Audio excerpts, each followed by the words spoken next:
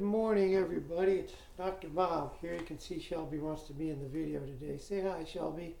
Welcome to week 8. Hope you're all doing well. From the looks of it, from your grades, it looks like you're all doing quite well. I only had one student who had difficulty submitting their paper. And, you know, as I often say, just submit it as you normally would as an entry in Canvas under the assignment, and you shouldn't have any problems with it. That said, I want to talk to you today about the public sociology paper. Now, I've been talking about it for weeks. I've posted examples. There's a rubric assigned to it. There's assignment guidelines. But what I find is the greatest problem students have on that paper is they just don't follow the guidelines. And the guidelines are very simple. And so I want to talk about that today. And hopefully you're listening to this. I'll tell you quickly a funny story. Somebody told me a while back about their daughter was taking a class, I think it was in physics. And there was an assignment that the instructor had posted. And the instructor went to the trouble of posting an online instructions about the assignment. Well, the daughter was the only one who bothered to take the time to look at the online video about the instructions. And as it turned out, she was the only one who got an A on the assignment. So, I mean, these things are less than 5 minutes. Take time, watch the video, listen to what I have to say, read the assignment guidelines, and you're going to do fine on this. Okay, so that said, here's what you need to do on the public sociology paper. Remember, first and foremost, it's a proposal. The assignment is a proposal on how you would resolve a social problem in your community. Okay, that said, first thing you need to do is to identify the social problem. Whatever you think it is, homelessness, gangs, graffiti, distracted driving, there's a ton of them, right? All right, so you've identified a social problem in your community. Again, we're not looking to solve the world's problems, just our little corner of it. The second thing you're going to do, there's a pretty bluebird who just flew up outside there. Sorry about that. The second thing you're going to do is to research the topic.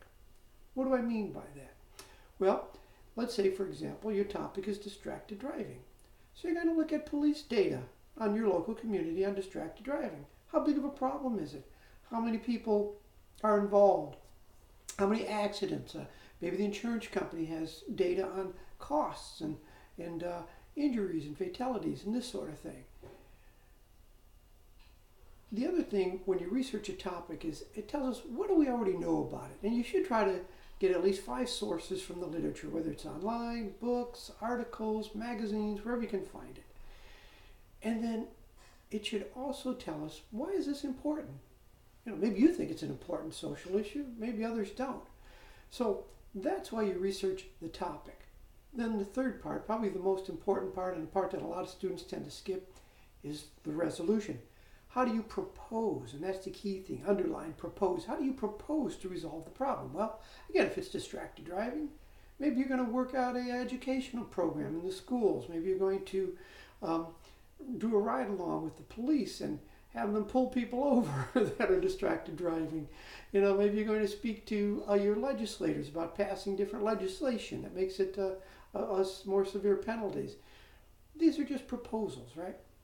And then the conclusion. I always get a lot of questions about the conclusion. What am I looking for there? Okay, here's some of the suggestions on your conclusion. How do you expect your proposed resolution to be received? Do you think it's going to work? Do you think people are going to push back? What kind of pushback are you expecting? Also,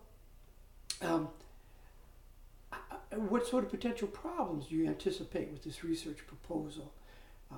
Funding, again, community might not care about it as much as you do, these sort of things.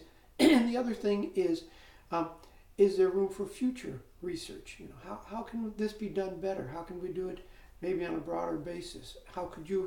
What other things could you have proposed?